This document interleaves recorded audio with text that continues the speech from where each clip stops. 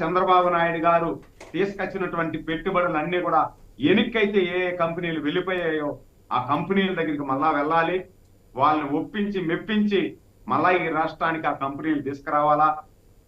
మన రాష్ట్రంలో ఉన్నటువంటి యువతకు ఇచ్చిన మాట ప్రకారం అద్భుతమైనటువంటి జీవితాన్ని ప్రసాదించేదానికి వారందరికీ కూడా ఉద్యోగ అవకాశాలు కల్పించాలా.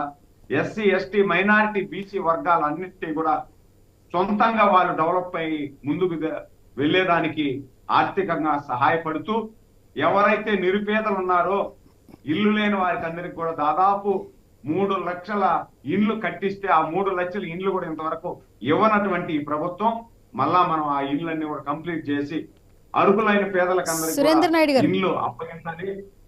సురేంద్ర నాయుడు గారు, మరొక మాట, ఫస్ట్ ఆఫ్ ఆల్ మీకు కంగ్రాచులేషన్స్. ఇంకొకటి ఏంటంటే, కూటమి ఎప్పుడైతే ఏర్పడిందో అంటూ టీడీపీ కావచ్చు, జన సైనికులు కావచ్చు, ఎప్పుడైతే కూటమిగా ఏర్పడిన తర్వాత ఒకటే స్లోగన్ ప్రజల్లోకి వెళ్ళింది, hello AP bye bye Jagan అంటూ ఆ స్లోగన్తో ముందుకెళ్లారు. ప్రతి సభలో ఈ స్లోగన్ని ముందుకు తీసుకెళ్తూ ప్రజల్లోకి వెళ్ళారు. అంటే అధికారంలో ఉన్నటువంటి వైసీపీ పార్టీ ఇచ్చినటువంటి పథకాలు కావచ్చు, ప్రజలకు అప్పటి వరకు చేసినటువంటి స్వచ్ఛంద సేవలు కావచ్చు, అవన్నీ కూడా ప్రజలు ఇప్పుడు గుర్తుపెట్టుకోలేదు అనే మాట అయితే ఖచ్చితంగా వినిపిస్తోంది. మీరు ఎంతవరకు దాన్ని ఏకీభవిస్తారు? ఈ 6 ప్యాక్ ప్రజల్లోకి వెళ్ళింది కాబట్టి ఇప్పుడు కూటమి గెలిచింది అనుకోవచ్చా? మీరు ధీమా వ్యక్తం చేస్తారా?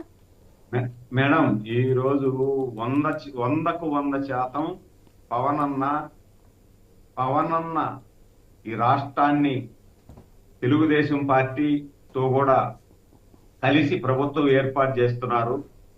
పవన్ అన్న ఇచ్చే సలహాలు సూచనలు తీసుకుంటాం, మోడీ గారి సహకారం తీసుకుంటాం, ఈ రాష్ట్రాన్ని అద్భుతంగా ముందుకు తీసుకెళ్తాం. ఏదైతే పవన్ అన్న ఇచ్చిన slogan hello AP bye bye YCP slogan అద్భుతంగా పనిచేసింది. నవరత్నాలు అనేది పేరుకు మాత్రమే నవరత్నాలు, అవన్నీ కూడా నాసిరత్నాలుగా మిగిలిపోయినాయి. ఎందుకు ఈ మాట అంటున్నానంటే, ఎన్నికలకు 2 నెలలకు ముందు ఆసరా పథకానికి బటన్ నొక్కాడు.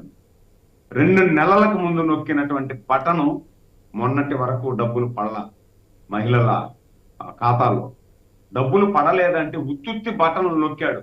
కానీ ఆయన మాత్రం వాళ్ళ మీడియా సంస్థలకి దోచి పెట్టుకోవడం కోసం ఇష్టానుసారంగా ప్రజా సొమ్మును ప్రకటనల రూపంలో ఆయన ప్రకటనలు చేసుకున్నాడు. ఆ ప్రకటనలు చూసినటువంటి వాళ్ళు మాత్రం ఏదో చాలా గొప్పగా చేస్తున్నారని భ్రమపడ్డారు. కానీ నిజమైన పేద వర్గాలకి ఎక్కడా కూడా వాళ్ళ ఇచ్చిన ఫలితాలు దక్కలేదు. దక్కల 10 మందికి ఇస్తే 50 మందికి వదిలేశారు. మా వార్డులో అయితే మేడం, నేను రూట్ లెవెల్లో పనిచేసేవాడిని, మా వార్డులో రజకులు ఉన్నారు. రైట్ సురేంద్ర నాయుడు గారు, 1 మినిట్. ఒక్క సెకండ్ మేడం. ఒక రజకు వృత్తులు కంప్లీట్ చేసే వాళ్ళు తెల్లవారు లేసి ఐరన్ చేసుకోవాలి కదా మేడం. ఐరన్ చేసుకుంటే కరెంట్ ఛార్జీ రాకుండా ఉంటది మేడం. ఐరన్ చేసుకునే వాళ్ళకి కరెంట్ ఛార్జీ 500 వచ్చిందని రేషన్ కార్డు బెక్కేసినటువంటి దుర్మార్గుడు ఈ రాష్ట్రాన్ని ఎలా ముందుకు తీసుకెళ్తాడు, డెవలప్మెంట్ ఎలా చేస్తాడు? ఆయన బటన్ నొక్కితే నవరత్నాలు ఎవరికి చేరినాయి? రజకులు వాళ్ళకే బటన్ నొక్కితే చేరలేదంటే ఎవరికి చేరినాయి? కాబట్టి ప్రజలందరూ కూడా ముక్త కంఠంతో ఈ రోజు మన భవిష్యత్తు బాగుపడాలంటే కూటమి గెలవాలని డిసైడ్ చేసినారు. ఆ కూటమి ఈ రోజు వాళ్ళు ఇచ్చినటువంటి వాగ్దానంతో, వాళ్ళు వేసినటువంటి ఓట్లతో ఈ రోజు జన ప్రపంచనం అయిపోయి ఈ రోజు ప్రపంచనాన్ని సృష్టిస్తా ఉంది. ఈ ప్రపంచనం మళ్ళీ ప్రజలకి మేలు చేయాలి.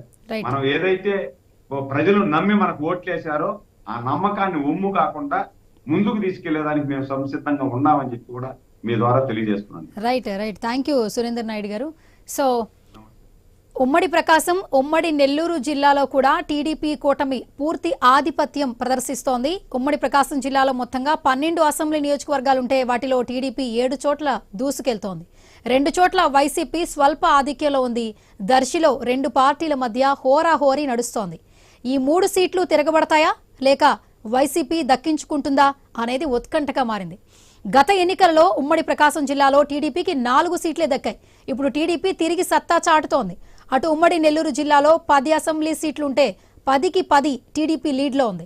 గత ఎన్నికలలో ఈ జిల్లాలో వైసీపీ క్లీన్ స్వీప్ చేసేసింది. ఇప్పుడు ఆ పని టీడీపీ చేసింది. మొత్తానికి శ్రీకాకుళం నుంచి నెల్లూరు వరకు ఉన్న కోస్తాంధ్రలో 123 సీట్లుంటే వైసీపీ 3 చోట్ల మాత్రమే ఫైట్ ఇచ్చింది. 120 చోట్ల కూటమికి ఎదురే లేకుండా పోయింది. రైట్, ఇదే అంశానికి సంబంధించి మనతో మాట్లాడడానికి స్టూడియోలో లైవ్ డిబేట్లో జాయిన్ అవుతున్నారు శ్రవణ్ గారు. నమస్తే అండి. అలాగే టీపీసీసీ నాయకులు వెంకట్ నాయక్ గారు. నమస్తే అండి.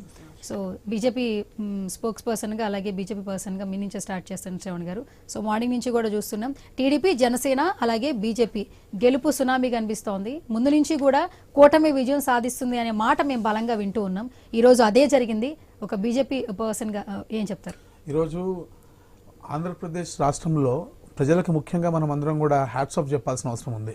ఎందుకంటే అక్కడ జరిగినటువంటి అరాచకం, ఆర్థిక విధ్వంసం అంటే కేవలము ప్రజలను బిచ్చగాళ్ళగా చేసి వాళ్ళని సెల్ఫ్ సస్టైన్డ్గా వాళ్ళ కాళ్ళ మీద వాళ్ళు నిలబడేటట్టుగా చేయకుండా కేవలము ఒక వెల్ఫేర్ స్కీమ్స్ ఇస్తే రాజశేఖర రెడ్డి గారు ఏ విధంగా ఆరోగ్యశ్రీ తీసుకొచ్చి గెలిచారో అదేవిధంగా కేవలం వెల్ఫేర్ స్కీమ్ అనేటువంటి ఒక చక్రబంధనంలో ప్రజలను పెట్టి వేరే విషయాలు ఏవి కూడా వాళ్ళని ఆలోచించకుండా మా ప్రతిపక్షాలపైన నిలువెత్తు దాడులు చేస్తూ ఇందాక వారు చెప్పినట్టుగా కేసులు పెట్టడమే కాదండి, ఎంత దిగజారిపోయినాయంటే ఆ రోజు రాజకీయాలు నిజంగా ఇళ్లలో ఉన్నటువంటి ఆడవాళ్ళని కూడా వాళ్ళ రాజకీయాల్లో తీసుకొచ్చేసారు. అంటే ఎవరి ద్వారా వాళ్ళు రాజకీయాల్లో వచ్చారు అన్న విషయం మర్చిపోయి ఈరోజు వాళ్ళు మంత్రులుగా ఉన్న తర్వాత ఒక భువనేశ్వరి గారు లాంటి వాళ్ళని కూడా వాళ్ళ మధ్యలో తీసుకొచ్చి నోటికి వచ్చినట్టుగా మాట్లాడిన విషయాన్ని ఆంధ్రప్రదేశ్ ప్రజలు ఈరోజు గుర్తు